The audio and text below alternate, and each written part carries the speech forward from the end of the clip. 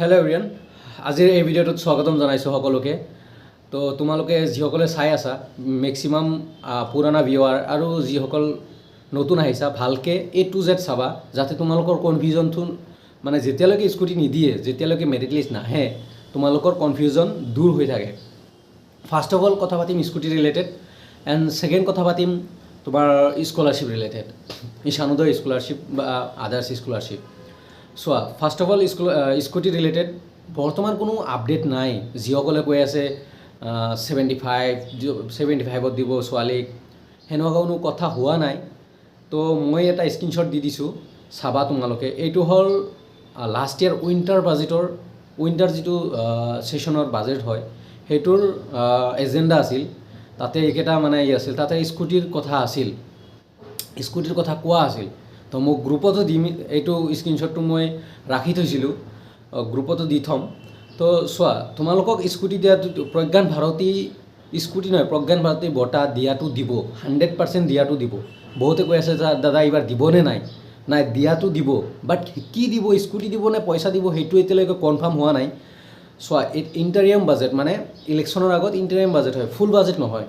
After 4 জুনৰ পিছত তোমালোকৰ মেইন বাজেটখন হ'ব। মেইন বাজেটত সেইখিনি কথা পাতিব, তোমালোকক স্কুটি দিব নে কি দিব, চব কথা পাতিব, কিমান পাৰ্চেণ্টত দিব। বাট পাৰ্চেণ্টটো লৈ যিহেতু কথা, শুনিবা ভালকৈ, এইটো কথা বহুত ভালকৈ শুনিবা। পাৰ্চেণ্টটো লৈ যিহেতু কথা, পাৰ্চেণ্টটো তোমালোকৰ এতিয়ালৈকে চেঞ্জ হোৱা নাই, কোনো ৰিটেন নটিচত ওলোৱা নাই যে তোমালোকক 75% লাগিব ছোৱালীৰ কাৰণে। টিল নাও বৰ্তমানলৈ ছোৱালীৰ কাৰণে 60% এণ্ড ল'ৰাৰ কাৰণে 75% আছে। কোনো ৰিটেন নটিচ ওলোৱা নাই, বা হিমন্ত মামা বা ৰণোজ পেগু ছাৰ, হিমন্ত মামা বুলিয়ে কয়, তো কোনেও ৰিটেন নটিচ দিয়া নাই, আৰু ৰিটেন ক'তো অহা নাই। তো তোমালোকে হোপ কৰি ৰাখা যে যেতিয়ালৈকে ৰিটেন নাহিব তোমালোকে পাই থাকিবা। যিসকল 60% আছা ছোৱালী, 60% প্লাছ এবভ যিসকল আছা, সিসকলে স্কুটি পাবা বা বঁটাটো পাবা প্ৰজ্ঞান ভাৰতীয়ে, আৰু ল'ৰাৰ 75%। তো এইটো কনফিউজন দূৰ হ'ব। আৰু আপডেটবোৰ চোৱা, আপডেটবোৰ ৰিচেণ্টলি মামা উৰিষ্যাত আছিল বা ৱেষ্ট বেংগলত আছিল, বাক্সাৰত আছিল, ইলেকশ্যন চলি আছিল, তাতে আছিল। টিল নাও কালিও ইলেকশ্যন আছে চাগে 2 তাৰিখ। তো তেতিয়ালৈকে মামা বিজি। আফটাৰ 4 জুন, 4 তাৰিখে ৰিজাল্ট দিব, তাৰপিছত চব বস্তু ছিষ্টেমেটিক হ'ব, চব বস্তু ছিষ্টেমেটিকলি আহিব। মামা নিজেই অসমত নাই, কি আপডেট দিব কোৱা? নিজে অসমত নাই, অসমৰ CM চিফ মিনিষ্টাৰ নিজে অসমত নাই, কি আপডেট দিব? মই সেইকাৰণে কৈছোঁ, কোনো ভুৱা আপডেটত যাব নালাগে। ল'ৰাৰ কাৰণে 75% এইটো কনফাৰ্ম আছিলে আগৰ পৰাই, এণ্ড ছোৱালীৰ কাৰণে 60%। এইটো আগত 3 ইয়াৰ্ছ দিছে, আৰু 3 ইয়াৰ্ছে মই আপডেট দি আহিছোঁ। মোৰ প্ৰিভিয়াছ ইয়াৰ ভিডিঅ' চাবা, 3 ইয়াৰ্ছৰ আছে, 3 ইয়াৰ্ছ একদম A to Z, ফাৰ্ষ্ট দিয়াৰ পৰা এতিয়ালৈকে আছোঁ। আৰু ডিলাৰৰ লগতো মই কথা পাতাই দিওঁ, সেনেকুৱা। তো টেনশ্যন ল'ব নালাগে, যেতিয়ালৈকে তোমালোকৰ সেই পাৰ্চেণ্টটো চেঞ্জ নহয়, তোমালোকে আশা কৰি থাকা। এণ্ড নেক্সট কথাটো হ'ল, তোমালোকে এপ্লাই কৰিব লাগিবনে নাই?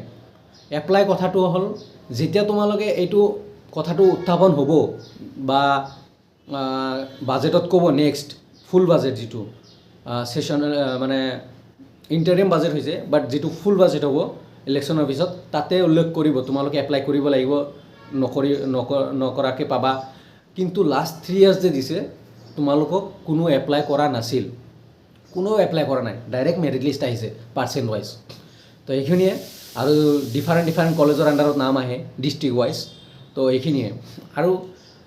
আৰু এটা কথা আছিল যে তোমালোকৰ কি ডকুমেণ্টছ লাগিব, তোমালোকৰ হোল ডকুমেণ্টছ লাগিব। মিনিমাম যিখিনি ডকুমেণ্টছ আছে তোমালোকৰ, মাৰ্কশ্বিট, পাছ চাৰ্টিফিকেট, এইখিনিতো লাগিবই। আধাৰ কাৰ্ড লাগিব।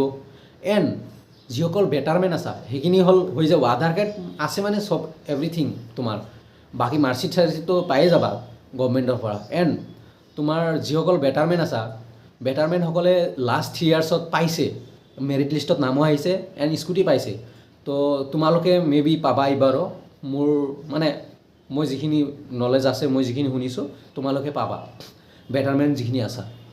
এণ্ড এতিয়া আহিছোঁ স্কুটি ৰিলেটেড হৈ গ'ল। বেটাৰমেণ্টক ক'লোঁ এপ্লাই কৰিব লাগিব, সেইটো পিছত আহিব, লাষ্ট এপ্লাই হোৱা নাছিল এণ্ড যিসকল 60% আছা হোপ কৰি ৰাখা এণ্ড মানে মামাক টুইটাৰত টুইট কৰিবা এটাকে চবেই টুইটাৰত টুইট কৰিবা মামা আৰু ৰণোজ পেগু ছাৰক যে we need scooty at 60% for girls এনেকৈ এটা টুইট কৰি দিবা গ'ল এণ্ড স্কলাৰশ্বিপ কৰিবলৈ হ'লে তুমি যিকোনো কলেজত এডমিশ্যন হ'ব লাগিব পঢ়া ষ্টুডেণ্ট হ'ব লাগিব তেনেহে তোমাক স্কলাৰশ্বিপ দিব যিটো ঈশানোদয় স্কলাৰশ্বিপ 1,62,000 সেইটোৰ কাৰণে তোমালোকক ডিফাৰেণ্ট ডকুমেণ্টছ লাগিব ফাৰ্ষ্ট অফ অল তোমাৰ আধাৰ কাৰ্ড লাগিব আধাৰ কাৰ্ডৰ লগত লিংক থকা তোমাৰ বেংক পাছবুক লাগিব তাৰপিছত তোমাৰ মাৰ্কশ্বিট হ'ল এডুকেশ্যন ডকুমেণ্ট লাগিব 10-12ৰ ডকুমেণ্টছ লাগিব তো যিসকলৰ আছে সেইখিনি হ'ল আৰু লগতে ইনকাম চাৰ্টিফিকেটটো মাষ্ট বি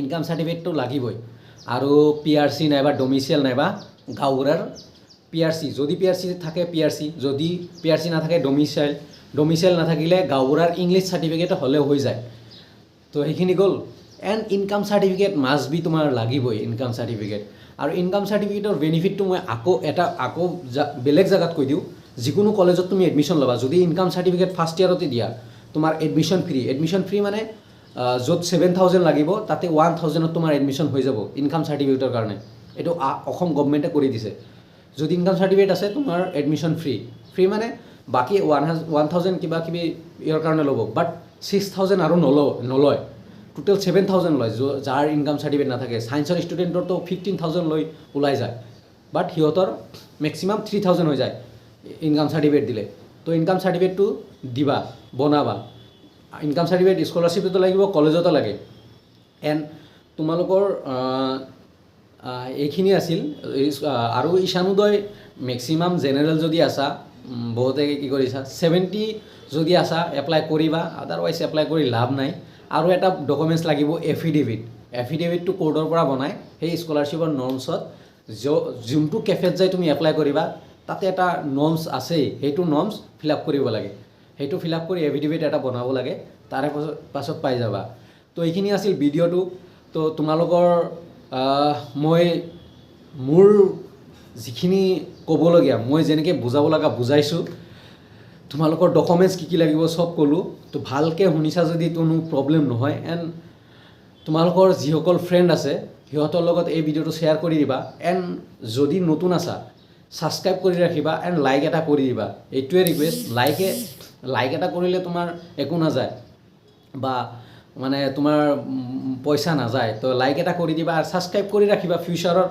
মানে তোমাৰ ইয়াৰ কাৰণে ভালৰ কাৰণে মই কেৱল এডুকেশ্যন ৰিলেটেড বা স্কুল ৰিলেটেড কিবা কিবি দি থাকোঁ অনলি ষ্টুডেণ্টে আছে মোৰ যিকেইটা ছাবস্ক্ৰাইবাৰ আছে ষ্টুডেণ্টছ বেলেগ মানুহ নায়েই তো সেইকাৰণে কৈছোঁ ছাবস্ক্ৰাইব কৰি ৰাখিবা এণ্ড লাইক এটা কৰি দিবা ভিডিঅ'টোত এণ্ড যিসকল ছোৱালী 60% আছে সিসকলক শ্বেয়াৰ কৰি দিবা যাতে সিহঁতে হাবাথুৰি নাখায় বেলেগ মানুহে কোৱা 75% সেইটো লৈ হাবাথুৰি নাখায় আৰু ডকুমেণ্টছ স্কলাৰশ্বিপৰ কাৰণে মই এগেইন কৈ দিছোঁ ইনকাম চাৰ্টিফিকেট লাগিবই তোমাৰ PRC যদি নাই যদি ডমিচিয়েল নাই যদি গাঁওবুঢ়াৰ ইংলিছ চাৰ্টিফিকেট গাঁৱত এনেই পাই যায় বা ভিলেজ যদি টাউনত আছা টাউন কমিটিৰ যিটো ইংলিছ চাৰ্টিফিকেট থাকে এটা সেইটো তাৰপিছত তোমাৰ এফিডেভিটটো কোৰ্টত বনাব লাগে সেইটো নৰ্মছ কি লিখিব লাগে সেইটো ৱেবছাইটত পায়ে যায় তাৰপিছত আৰু কি লাগে তোমাৰ এডুকেশ্যন মাৰ্কশ্বিট 10-12ৰ মাৰ্কশ্বিট লাগিব এণ্ড আধাৰ কাৰ্ড লাগিব আধাৰ কাৰ্ড উইথ বেংকৰ লগত তোমাৰ বেংকৰ লগত লিংক থাকিব লাগিব আধাৰ কাৰ্ড আৰু তোমাৰ বেংকৰ লগত লিংক থাকিব লাগিব আদাৰৱাইজ তোমাৰ পইচা নোসোমায় তো লিংক থাকিব লাগিব সেইটো কৰিবা যিটো বেংক দিবা যোনটো ছাপ'জ SBI দিছা সেইটোৰ লগত তোমাৰ আধাৰ কাৰ্ড লিংক থাকিব লাগিব সেনেকুৱা বেংক এই কৰিবা আৰু ইনকাম চাৰ্টিফিকেটটো কলেজতো এপ্লাই কৰিব পাৰিবা কলেজত দিলে তোমাৰ এডমিশ্যন ফ্ৰী হৈ যায় 7,000 আৰ্টছৰ ষ্টুডেণ্টৰ মেবি 7,000 8,000 লয় তাতে 1,000 হৈ যায় আৰু ছায়েন্সৰ ষ্টুডেণ্ট 12,000 15,000 সলনি 3,000 2,000ত হৈ যায় তো এইখিনিয়ে কথা আছিল আৰু স্কুটি ৰিলেটেড 60% যিসকল ছোৱালী আছা হোপ কৰি ৰাখা তোমালোকে থাকিবা মোৰ লগত থাকা টুইট এটা কৰি দিবা মামা আৰু ৰণোজ পেগু ছাৰক যে 60%ত লাগে বুলি অসমীয়াতো লিখিব পাৰা ইংলিছতো লিখিব পাৰা তোমাৰ ইচ্ছা এণ্ড চেনেলটো ছাবস্ক্ৰাইব কৰি ৰাখিবা লাইক এটা কৰি দিবা এণ্ড কেনেকুৱা লাগিল কমেণ্টত জনাবা যে ইনফৰমেশ্যনখিনি কেনে লাগিল মোৰ একচুৱেলি টাইম নহয় তথাপিও মানে বনাইছোঁ আৰু হোৱাটছআপ এটা লিংক আছে, মই তাতে ইনফৰমেশ্যনবোৰ এনেই দি থাকোঁ, কি হ'ল কি নহ'ল, কোন কলেজৰ এডমিশ্যন কেতিয়া। তোমালোকে হোৱাটছআপ গ্ৰুপত আহিব পাৰা, ডেছক্ৰিপশ্যনত লিংক আছে। ইমানখিনিয়ে, তো থেংক ইউ।